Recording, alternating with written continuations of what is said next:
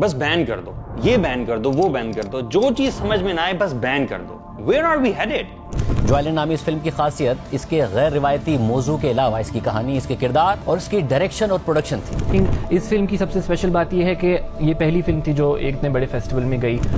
اگر پاکستان میں ریلیز نہیں ہو پاتی ہے فلم تو آسکرز میں جانے میں بھی اس کو دقت ہوگی. کیا فیوچر ہے یار پاکستانی سینما کا اور آرٹ کا؟ انٹرنیشنل ورلڈ میں ہم کہاں کھڑے ہیں اور کیوں ہم ترقی نہیں کر پاتے؟ پہلے زندگی تماشا بین ہوئی, پھر جاوید اقبال بین ہوئی, اور اب Joyland. This is exactly what I would say if I ignore all of the reasons and facts behind all of this mess. At least look at the objective of film's director Saim Sadiq. What is this film about? آپ کو دکھایا جا رہا ہے یا دکھایا جا رہا ہے کہ ایک لڑکا جو ہے وہ ایک خواجہ سرا کے ساتھ اس کی دوستی ہو جاتی ہے, حالانکہ وہ شادی شدہ ہوتا ہے.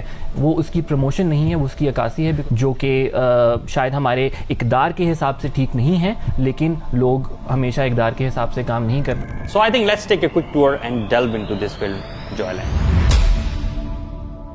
مچھر تو مرغی نے پپتی کی تھی, تو مچھر برڈ فلو تو مر گیا, تو مرغی ڈنگی تو. ایک رانا فیملی جس میں ایک بہت ہی سخت اور پیٹریارکل گرینڈ فادر, جن کے 2 بچے ہیپیلی میرڈ, ابا جان بہت دقیانوس, پوتے ہونے چاہیے اور صرف پوتے ہی ہوں, پوتیاں نہ ہونے پائیں. بیبی بوائز کی خواہش تو ہمارے معاشرے میں سبھی کو ہوتی ہے, لیکن شاید ان صاحب کو کچھ زیادہ ہی شوق ہوگا. یہ تو فلم آنے پر بھی پتا چلے گا کہ وہ کتنے پیٹریارکل ہیں. ان کا ہیپیلی میرڈ والا ایک بچہ جس کو ایک ولگر ڈانس تھیٹر میں سٹیج مینیجر کی جاب ملتی ہے. ہوتا وہ سٹیج مینیجر ہے, لیکن وہاں اچانک پیار کر بیٹھتا ہے. اچھا نہیں لگا؟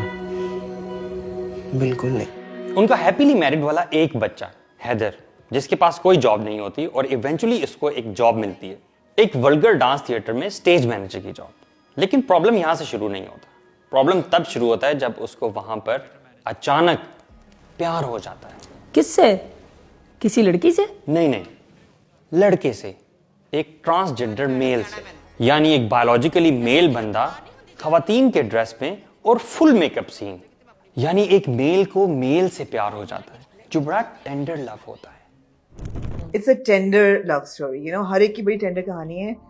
وہ دوست بھی ہے, بیوی کے ساتھ بھی سنسیئر ہے, لیکن محبت بھی کہیں اور اس نے کی ہے.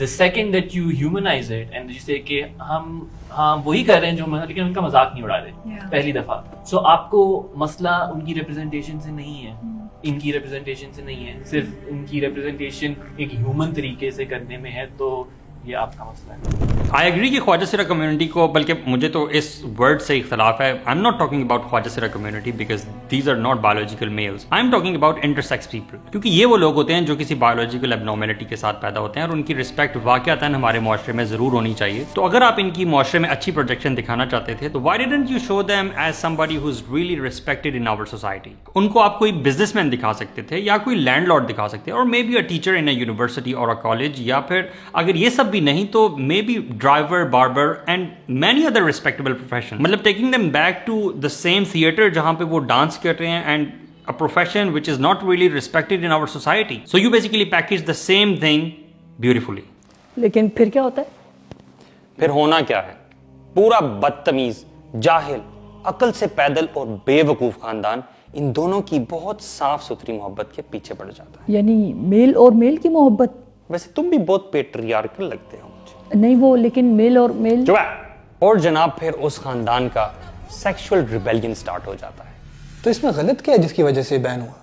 ایک لڑکے کو ایک ٹرانسجنڈر لڑکے سے پیار ہوا ہے, اور پیار ہونا تو جائز بات ہے, لیکن اتنی سی بات پہ اس کے گھر والے, اس کی بیوی تو اس کے پیچھے ہی پڑ گئے.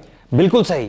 یہی تو وہ 2 غلط باتیں ہیں جن کی وجہ سے بین ہوا, اور 2 بہت بڑے گناہ اور جرم کے کاموں کو عام عوام کی آنکھوں میں دھول جھونک کر خوشنما بنا کر پیش کر دیا. یعنی شادی شدہ ہوتے ہوئے بھی شادی سے باہر کسی کے ساتھ ریلیشن شپ قائم کرنا, اور دوسرا وہ ریلیشن شپ بھی اپنے ہی جینڈر کے آدمی کے ساتھ قائم کرنا. ایک میل کا دوسرے ٹرانسجنڈر کے ساتھ دکھایا گیا ہے, جو کہ بذات خود ایک بایولوجیکل میل ہوتا ہے. ان دونوں گناہوں اور جرم کے کاموں کو گلوریفائی کیا, اچھا بنا کر پیش کیا, اور غلط دکھایا کس کو؟